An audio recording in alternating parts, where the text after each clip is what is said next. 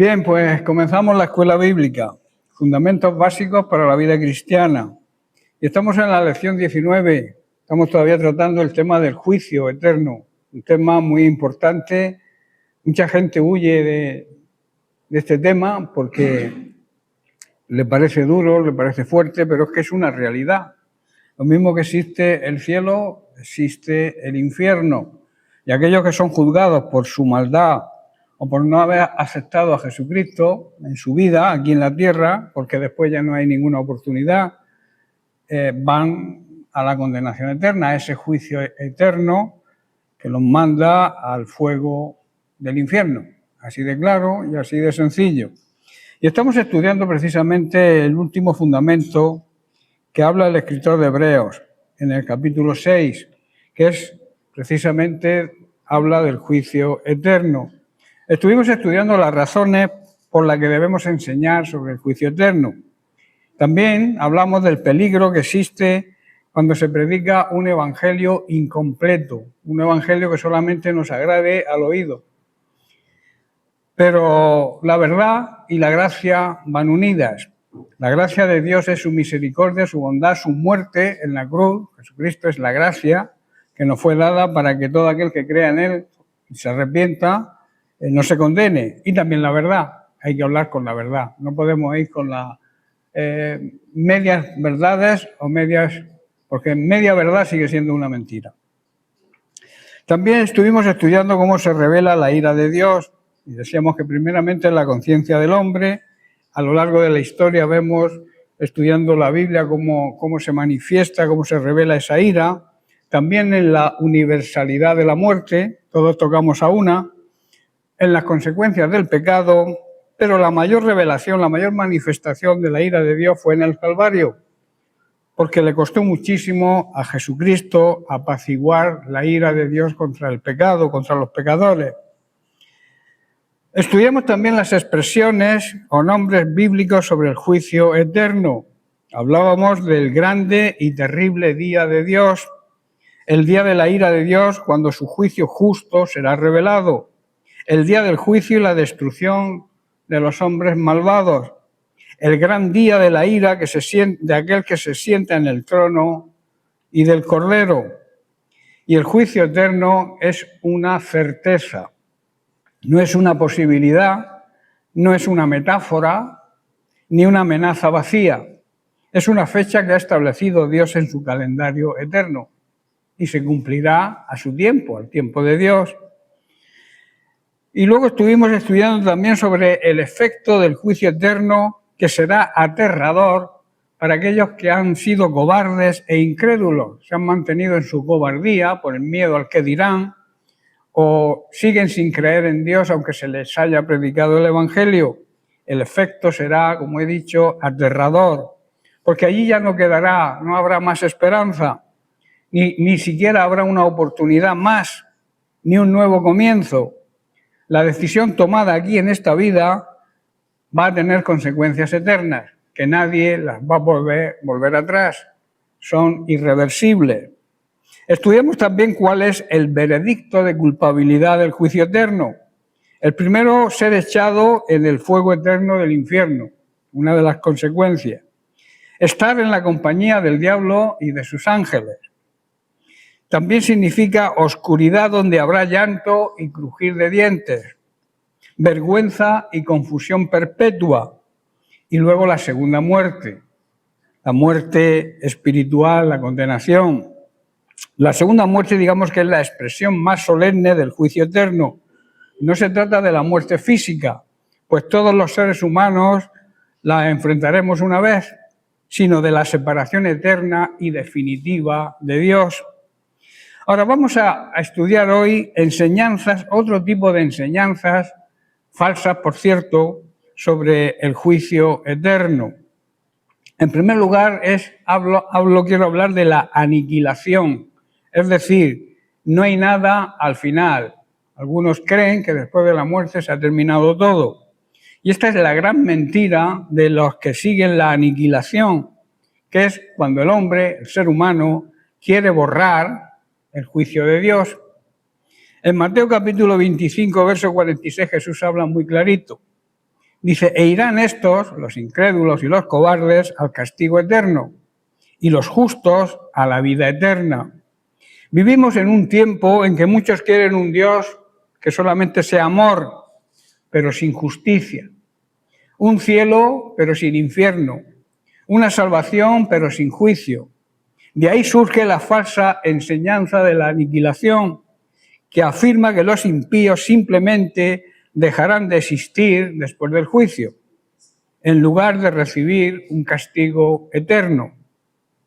Esta doctrina no es nueva, nace del intento de hacer el juicio divino más aceptable, más agradable para la mente humana. Sin embargo, la pregunta no es ¿qué nos parece mejor o qué nos parece más razonable?, sino ¿qué dice la Biblia sobre esto? Jesús habló del infierno con más claridad que cualquier otro personaje de la Biblia e incluso de muchos predicadores actuales. Él dijo que el castigo es eterno, usando la misma palabra para describir la duración de la vida eterna de los salvos. Si la vida eterna no tiene fin, tampoco el castigo eterno tiene fin. Por tanto, la aniquilación es una doctrina falsa. Porque además en Apocalipsis capítulo 20, verso 10, se describe el destino final de los rebeldes diciendo que serán atormentados día y noche por los siglos de los siglos, o sea, eternamente. No habla de dejar de existir, sino de una existencia consciente bajo el juicio de Dios. Y aquí hay una aplicación para nosotros hoy, primeramente que la entendamos nosotros y también que razonemos con aquellos que piensan de esta forma. El propósito de la doctrina del juicio eterno no es producir un temor enfermizo, sino llevarnos al arrepentimiento y a valorar la grandeza de la salvación en Cristo, el gran sacrificio que Cristo hizo por nosotros. Si Jesús soportó la ira de Dios en la cruz, fue porque el juicio es una cosa real. Si el juicio no fuera eterno, la cruz perdería la magnitud de su significado. ¿Para qué morir Cristo? ¿Para qué venir Cristo a la tierra si al final morimos y se queda y desaparece todo? ¿De qué le valdría o le valió a Jesús, si esta doctrina fuera real, venir a la tierra y morir en la cruz? Por eso no debemos suavizar lo que Dios ha dicho muy claramente. El mismo Señor que habló del amor de Dios, también habló del infierno. Él mismo dijo, venid a mí, pero también dijo, apartaos de mí, ¿verdad? Dijo las dos cosas.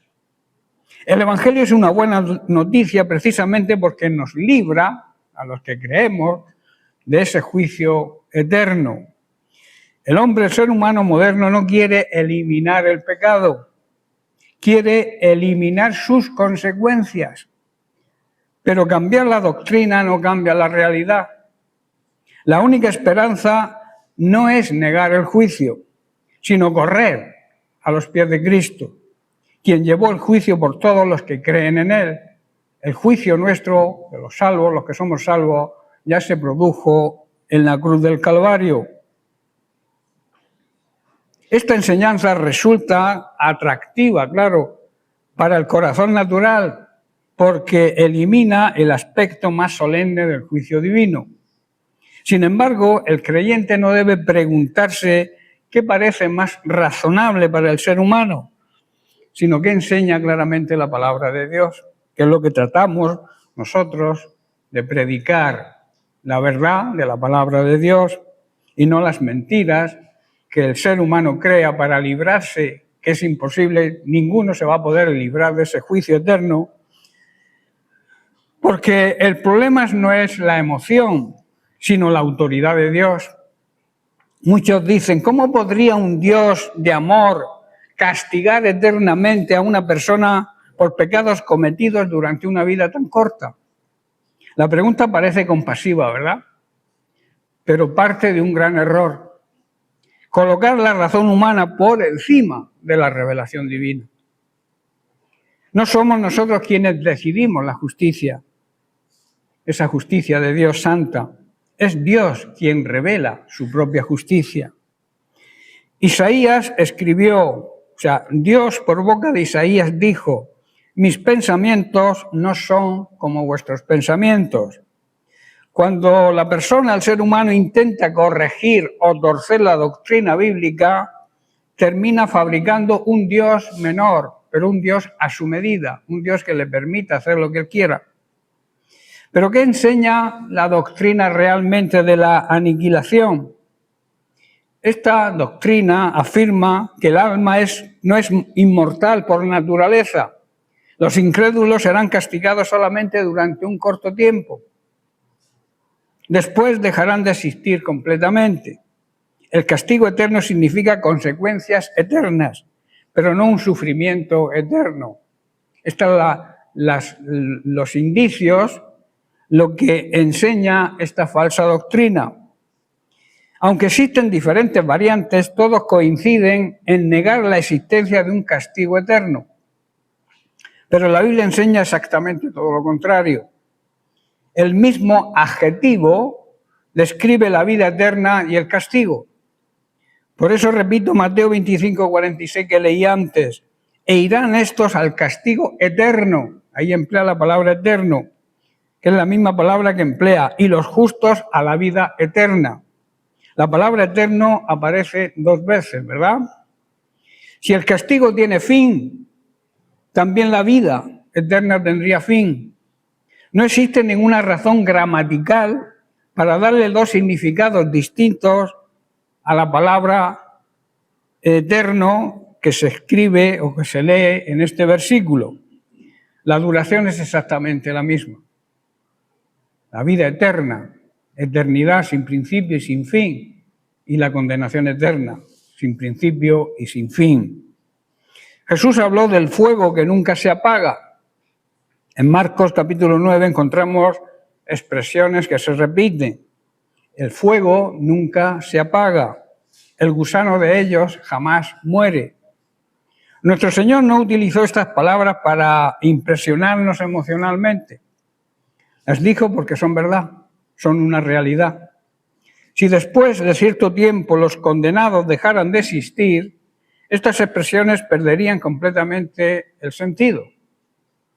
En Apocalipsis habla del tormento por los siglos de los siglos. Serán atormentados día y noche por los siglos de los siglos. Algunos intentan limitar este texto diciendo que solo habla del diablo y sus ángeles.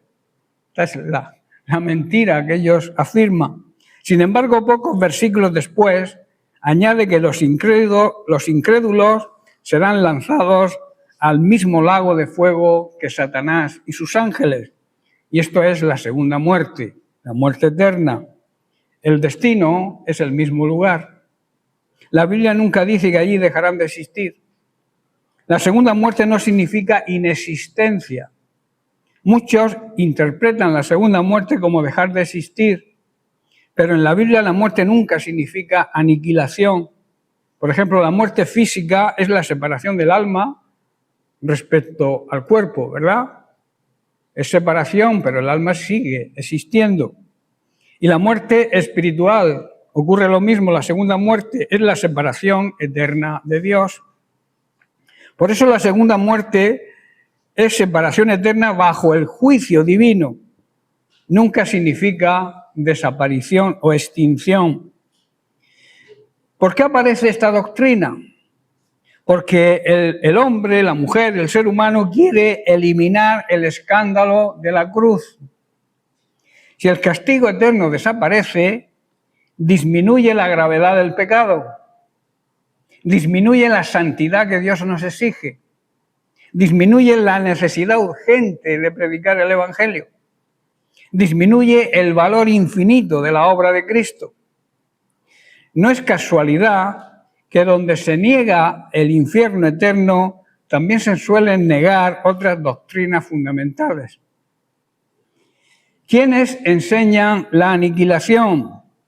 A lo largo de la historia esta doctrina ha sido sostenida por algunos grupos y movimientos, entre ellos están los testigos de Jehová, quienes enseñan que los impíos, los malos, los rebeldes, los incrédulos, dejarán de existir. Esto aseguran los testigos de Jehová. También la Iglesia Adventista del Séptimo Día sostiene tradicionalmente el aniquilarismo o inmortalidad condicional, afirmando que los perdidos finalmente son destruidos y dejan de existir. Y también existen algunos teólogos evangélicos contemporáneos de hoy en día que han defendido esta postura, aunque sigue siendo una posición minoritaria dentro del cristianismo histórico. La doctrina de la Iglesia verdadera, reflejada en las principales confesiones evangélicas, han entendido que la Biblia enseña un juicio eterno y consciente para aquellos que rechazan definitivamente a Cristo. Eso es lo que enseñan las iglesias evangélicas, la doctrina evangélica verdadera. Conviene distinguir entre criticar una doctrina y juzgar a las personas que la practican. Muchos sostienen estas ideas quizá con sinceridad. Sin embargo, la sinceridad no convierte un error en una verdad. El creyente debe examinar toda enseñanza a la luz de las Sagradas Escrituras. La posición histórica del cristianismo.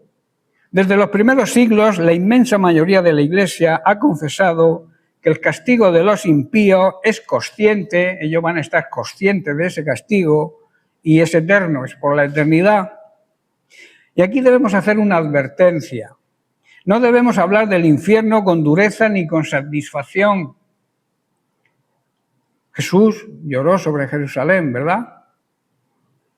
Pablo decía tener gran tristeza por la gente que se perdía. Predicar el juicio no es disfrutar del juicio, es advertir antes de que llegue, antes de que sea demasiado tarde. El médico que anuncia una enfermedad grave no es cruel. Cruel sería ocultarla, ¿verdad? La gloria del Evangelio habla que la Biblia muestra el infierno porque primero habla del Salvador. La Biblia primero nos enfoca a Jesucristo como nuestro Señor y Salvador y después nos habla de las consecuencias de no aceptarlo. Por eso, repito, Cristo soportó la ira de Dios para que todo aquel que cree en Él no tenga que sufrir el juicio eterno y llegar a este lugar. En la cruz se encontraron la justicia perfecta, el amor infinito, la santidad absoluta y la misericordia eterna. Quien rechace a Cristo comparecerá ante Dios con sus propios pecados. Quien recibe a Cristo comparecerá revestido de su justicia. Él dirá, yo pagué el precio por Él y no tendremos que pasar por el juicio eterno, ni por la condenación, claro está. Hay una diferencia grande, ¿verdad?, en aceptar a Cristo, en vivir la vida cristiana o rechazarla. Hay dos destinos, no hay más. El destino del cielo, la vida eterna en la presencia de Dios, y el infierno eterno con el diablo y sus ángeles. Las falsas doctrinas siempre hacen el camino más ancho, pero la cruz más pequeña.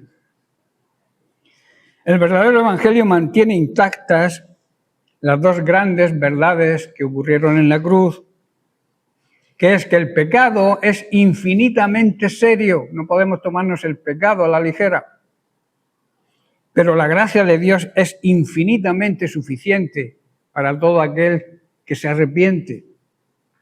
No podemos rebajar el juicio para hacer más aceptable el mensaje.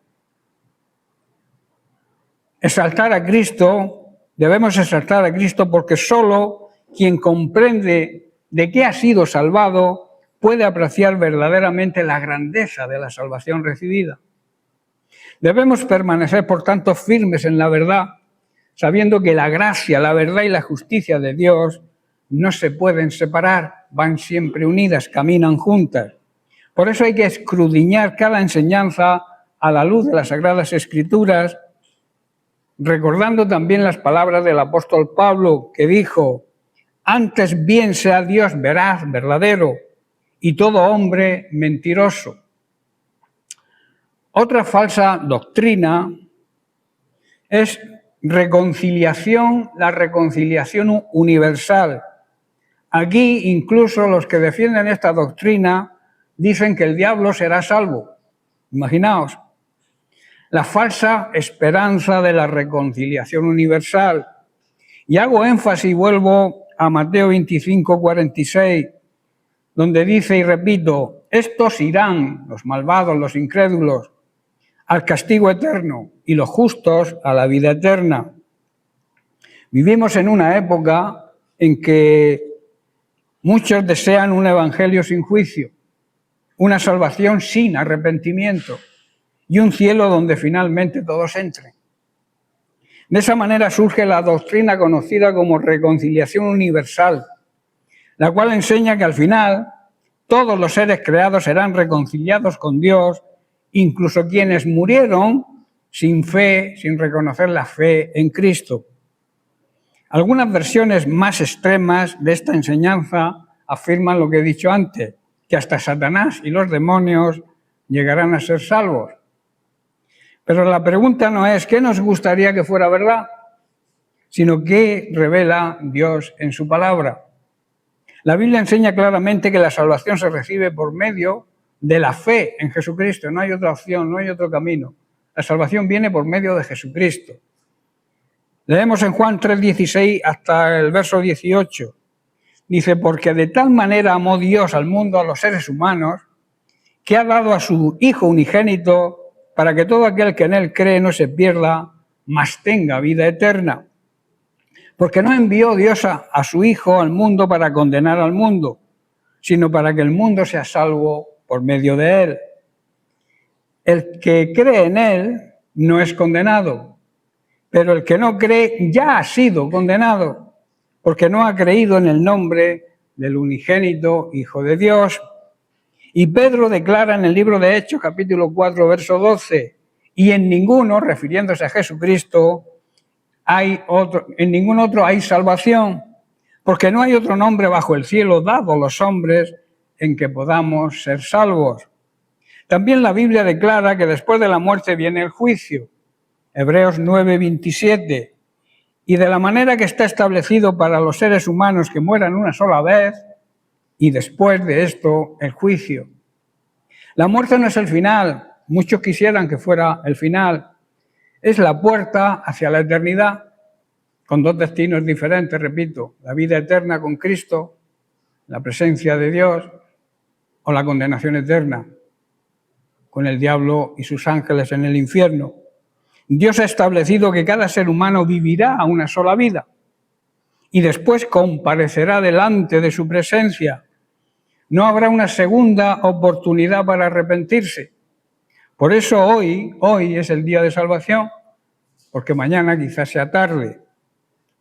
Muchos viven preocupados por el éxito, el dinero o los placeres de este mundo, pero olvidan preparar su alma para encontrarse con Dios. Y os digo algo, la vida es efímera, pasa muy rápidamente. No nos damos cuenta y nos morimos. Y nadie piensa en la muerte, los cementerios bien lejos de las ciudades.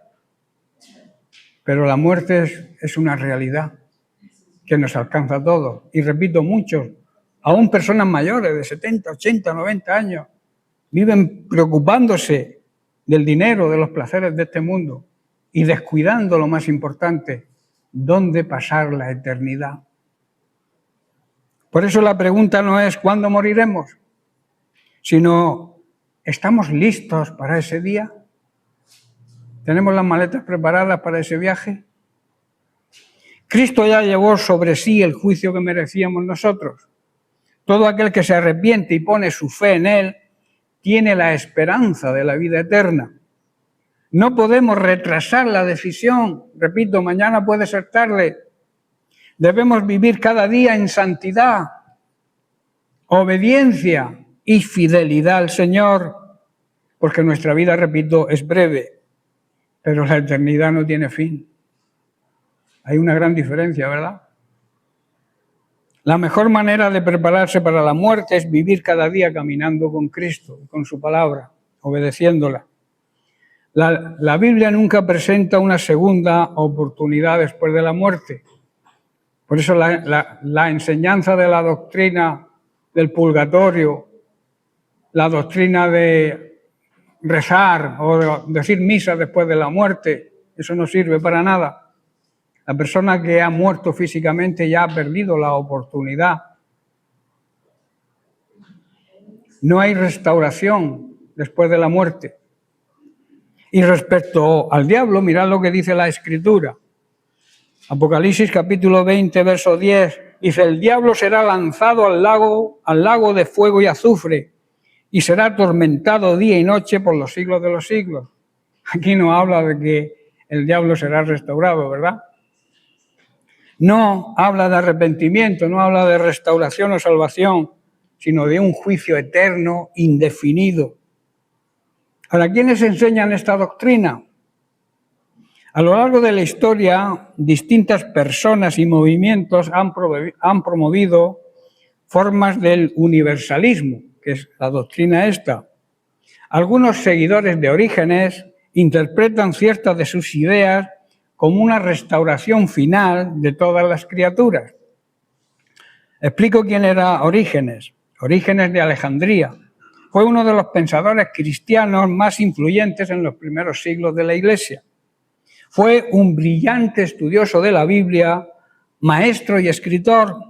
Entre sus principales aportaciones están que promovió el estudio profundo y sistemático de la Biblia. Defendió la fe cristiana frente a las críticas de filósofos paganos. Influyó en muchos teólogos posteriores con sus métodos de interpretación bíblica. Sin embargo, algunas de sus enseñanzas fueron muy descuidadas, discutidas y rechazadas. Por ejemplo, precisamente especuló sobre la preexistencia de las almas. Sugirió la posibilidad de una restauración final de todas las criaturas, una idea que posteriormente fue rechazada por la gran parte de la Iglesia. Por esta y otras razones, siglos después, varias de las ideas atribuidas a Orígenes fueron condenadas. Aunque no todo lo que escribió fue rechazado, su legado sigue siendo importante por su enorme contribución al estudio bíblico y a la teología cristiana. En resumen, Orígenes fue un erudito excepcional que ayudó a desarrollar el pensamiento cristiano primitivo, pero cuyas especulaciones, cuando se le fue la cabeza teológica, hicieron que parte de sus enseñanzas fueran consideradas erróneas por la tradición cristiana. Luego tenemos la Iglesia universalista, defiende que todos serían finalmente salvos. La doctrina del universalismo enseña que al final todas las personas serán salvas independientemente de si se arrepintieron o creyeron en Jesucristo o no. Algunas versiones de esta doctrina incluso afirman, como he dicho antes, que Satanás y los demonios también serán restaurados, también igual que la doctrina anterior. Desde una interpretación evangélica tradicional, esta enseñanza se considera errónea porque contradice numerosos pasajes bíblicos. Estos son algunos de sus principales planteamientos. Dios, por ser amor, parece bonito lo que dice, terminará salvando a toda la humanidad. Como Dios es amor, ama tanto al ser humano que terminará perdonándonos a todos. El castigo después de la muerte, afirman, será temporal o purificador, no eterno. Habla del purgatorio. Nadie permanecerá separado de Dios para siempre. Sin embargo, la enseñanza bíblica es contundente y ha sido y es sostenida por las iglesias evangélicas que afirmamos que la salvación es únicamente por la fe en Jesucristo.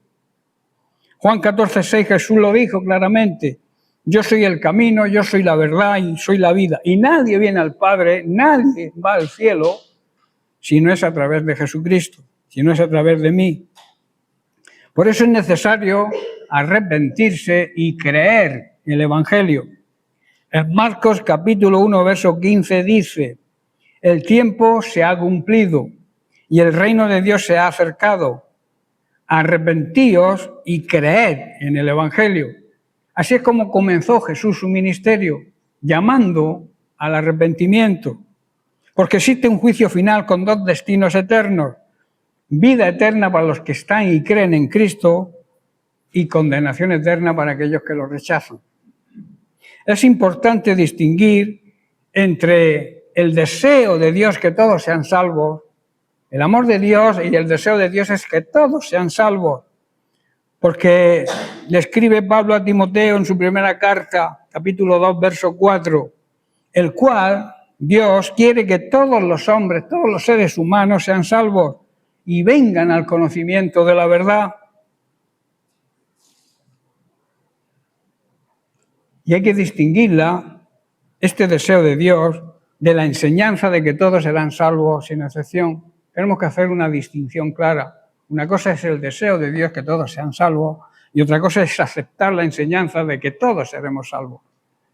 La Biblia presenta que la salvación está disponible para todos, pero debe ser recibida, repito, mediante la fe en Jesucristo. Por esta razón, las iglesias evangélicas verdaderas rechazan el universalismo como una doctrina que no está de acuerdo con el conjunto de la enseñanza bíblica sobre la salvación, el juicio y la eternidad. También tenemos en la actualidad teólogos que se identifican con esta doctrina, que sostienen que el amor de Dios terminará salvando a toda la humanidad, y esto es una gran mentira. Esta enseñanza no representa la doctrina histórica sostenida por la inmensa mayoría de las iglesias verdaderas. Y aquí hay una aplicación para nosotros hoy. La mayor muestra de amor de Dios fue enviar a su Hijo a morir por los pecadores. Esa fue la manifestación de amor. Si al final todos serán perdonados, aunque no se arrepientan, ¿para qué murió Jesucristo? ¿Para qué vino Jesús a la tierra? ¿Para qué nos dejó Jesús la gran comisión de predicar el Evangelio a toda la criatura? ¿Para qué perder el tiempo predicando si al final Dios los va a salvar a todos? ¿No veis la contradicción de las falsas enseñanzas, de las falsas doctrinas? Si todos fuéramos salvos sin importar la respuesta a Cristo, la urgencia del arrepentimiento, la predicación del Evangelio y el sacrificio en la cruz perderían el sentido que la Biblia les da, ¿verdad? ¿Para qué vamos a predicar el Evangelio si el Señor al final los va a perdonar a todos? Esa es la gran mentira de Satanás. El amor de Dios es inmenso, eso es innegable. Dios es amor, no es que tenga amor, es amor. Pero nunca anula su santidad ni su justicia. La gracia está abierta hoy para todo aquel que cree. Hoy es el día, repito, de salvación. La puerta todavía está abierta, pero va a llegar el día en que tendremos que presentarnos ante el juez. Y ese juez será el mismo que nos abre las puertas hoy en día, Jesucristo. Está llamando al arrepentimiento aún, porque la puerta sigue abierta, la puerta de la gracia sigue abierta. Pero ese mismo Jesús que te llama al arrepentimiento, un día te llamará a juicio. Y nadie se va a poder escapar de ese juicio. Quizá aquí en la tierra podamos escapar de los juicios de los jueces humanos. A veces jueces que prevalican, que condenan a gente que no es culpable y liberan a gente que es culpable. Pero Dios no es así. Dios jamás va a ser injusto. Es el juez justo y verdadero. Por eso la verdadera esperanza no consiste en creer que todos seremos salvos al final, sino en anunciar que hoy la puerta de la gracia y la salvación siguen abiertas. El mismo Cristo que recibió al ladrón arrepentido también habló del juicio eterno. No podemos cambiar el mensaje de Dios para hacerlo más aceptable a nuestro oído, sino que debemos proclamarlo con amor, con fidelidad y con compasión, porque te repito, el juicio eterno es real. Nadie escapará del juicio eterno de Dios. Por eso la decisión tenemos que tomarla aquí en esta vida. Después de la muerte se terminan las oportunidades. Por muchas misas que te hagan, por muchos rezos que hagan. Cuando morimos, después el juicio. No hay opción de arrepentimiento. El arrepentimiento tiene que ser en esta vida, mientras Dios nos conceda la vida física, porque de ahí pasaremos a la vida eterna o a la condenación eterna. No hay otro destino. Y el no creer, dice la Biblia que leímos antes, el que cree es salvo, el que no cree ya ha sido condenado. Amén. Bien, pues lo dejamos aquí y seguiremos la semana que viene. Que Dios les bendiga.